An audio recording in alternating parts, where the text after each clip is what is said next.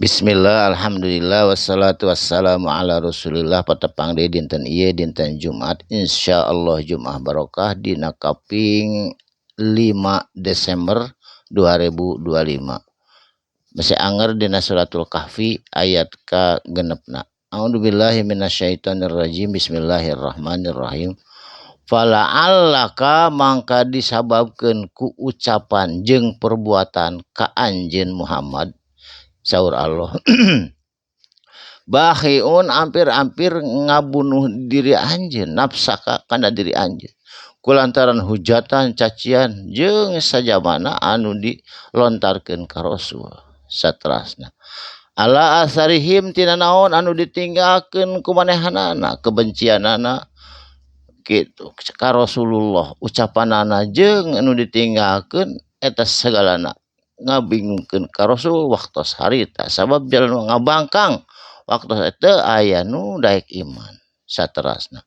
illam yu'minu jeung lamun teh mah henteu iman bihadal hadis kana ieu keterangan kana ieu hikayat asafa anu bakal nyedihkeun atawa bakal jadi penyesalan saterasna inna sanyana kami saur Allah ja'alna ngajadikeun kami alal ardi naon perkara alal ardi anu aya di muka bumi zinatan kana perhiasan gunung-gunung anu menjulang hejong emploh pasawahan anu rata terus sungai-sungai anu mengalir jeung laut sajabana eta teh perhiasan jeung penghasilanana ti mimi pembuahan tina bubuahanana tina penghasilan timah perak jeung sajabana tamaga jeung emas tah eta teh laha nu aya di muka bumi jeung di jero bumi lina beluahum eta teh kami nguji ka maranehna kabeh ka anjeun kabeh ayyuhum saha di antara maranehna ahsanu amala anu pangalus-alusna amala amal perbuatan aya nu kalau teh ngadon hura-hura bobogohan aya nu kalau teh ngadon tafakur tina nikmat anu tos dipapareun ku Allah ta eta mah tergantung urangna ahsanu amala saha nu pangalus-alusna amal perbuatan saterasna inna mangka engke dina menjelang kiamah wa inna jeung kami saur Allah lajailuna tangtu ngajadikeun ieu muka bumi ma alaiha naon perkara nu aya di muka bumi ieu dan juruja bakal jadi tanah jurujan anu tandus anu kering anu panas luar biasa teu aya gunung hejo teu aya lautan teu aya naon sadena oge jadi tandus waktu engke di yaumil kiamah da teu aya tos hancur dunya nage janten tandus teu aya penghuni tah ku kituna dina padang mahsyar eta urang sadayana dikumpulkeun saterasna am hasibta naha anjeun nyangka anna ashabal kahfi kana yen sanyana eta penduduk kahfi nya eta penduduk guha warrokimi jeung rokim peninggalan anu tertulis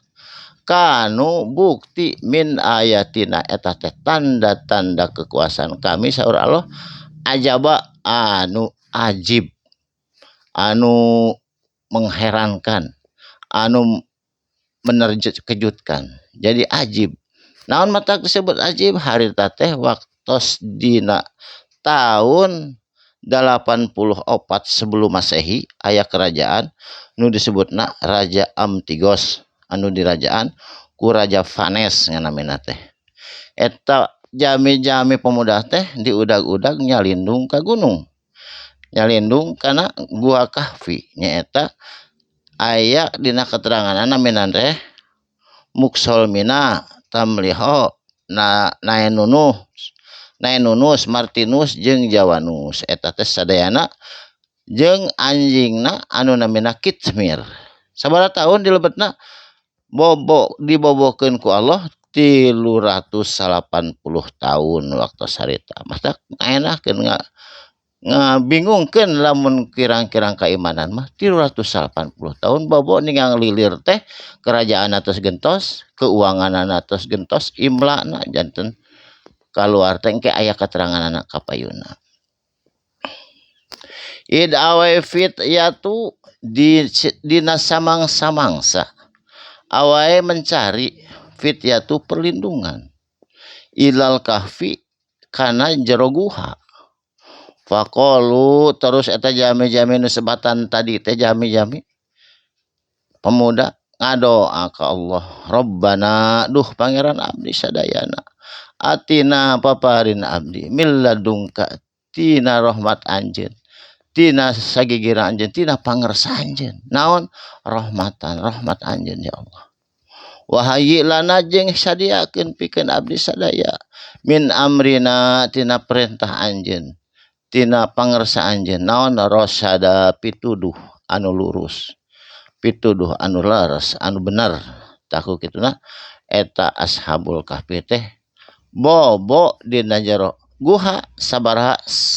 308 tahun. Matak eta teh ngaherankeun lamun urang kirang-kirang iman mah disangkana eta teh cerit, padahal eta teh benar-benar aya waktos dina harita 84 sebelum Masehi dina kerajaan namina Raja Amtigos anu dirajai ku Vanes. Barakallahu li walakum, muga aya mangpaatna. Sadaqallahul adzim. Wassalamualaikum warahmatullahi wabarakatuh.